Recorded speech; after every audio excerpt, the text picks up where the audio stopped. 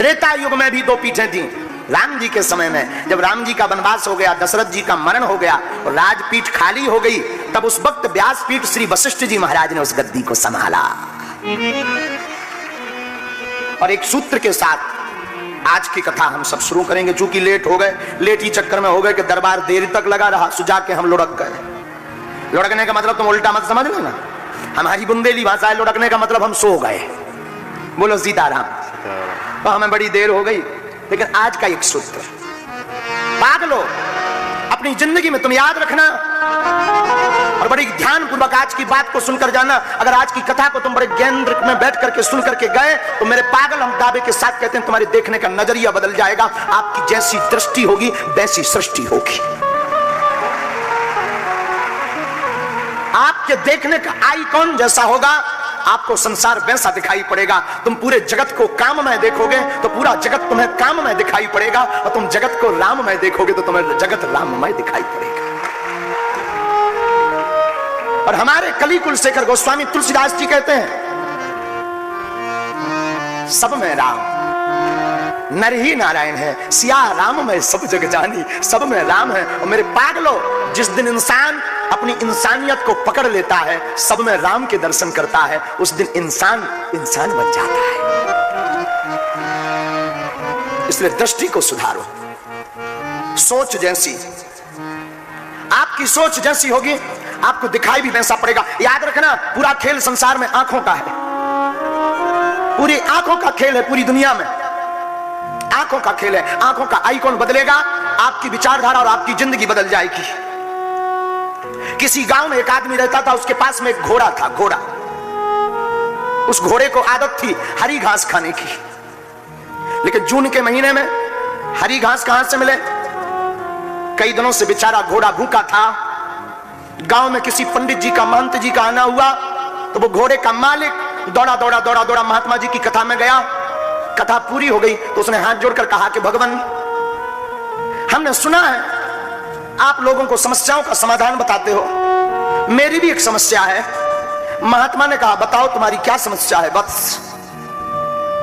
उस व्यक्ति ने कहा महाराज मेरे पास एक घोड़ा है और घोड़ा सूखी घास नहीं खा रहा।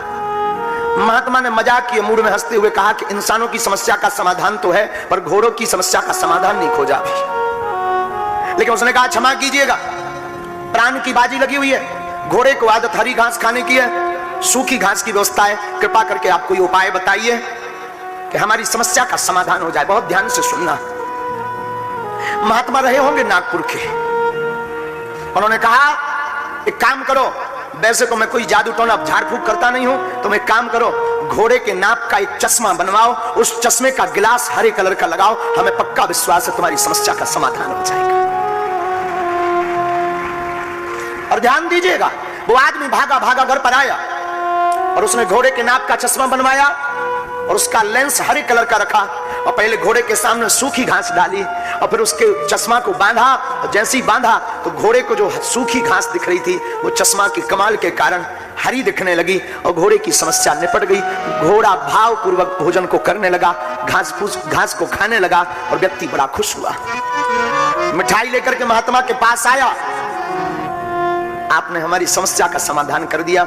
महात्मा ने कहा हमने किसी भी समस्या का समाधान नहीं किया, घोड़े की दृष्टि ने उसकी समस्या का समाधान कर दिया। आपकी जैसी दृष्टि होगी आपको संसार वैसा दिखाई पड़ेगा। दृष्टिकोण ही जीवन का निर्धारण करती है, नजर ही नजरिया बदलती है। अद्भुत बात है। आत्मा को देखने के लिए, आत्मा का परिचय जानने के लिए ज्ञान की आवश्यकता है, महात्मा का कृपा पाने के लिए श्रद्धा की आवश्यकता है, लेकिन परमात्मा की कृपा को पाने के लिए भक्ति की आवश्यकता है। आत्मा को ज्ञान, महात्मा को श्रद्धा और परमात्मा को भक्ति। और मेरे माई बाप, मेरे पागलों, आज की कथा में हम तुमसे प्रार्थना करेंगे, रात दिन तुम काम करते हो, 2 मिनट तो मेरे राम के लिए निकाला करो।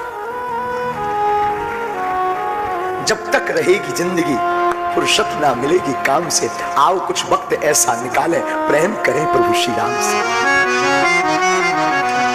ये जीवन जब तक रहेगा हमें काम से फुर्सत नहीं मिलनी है।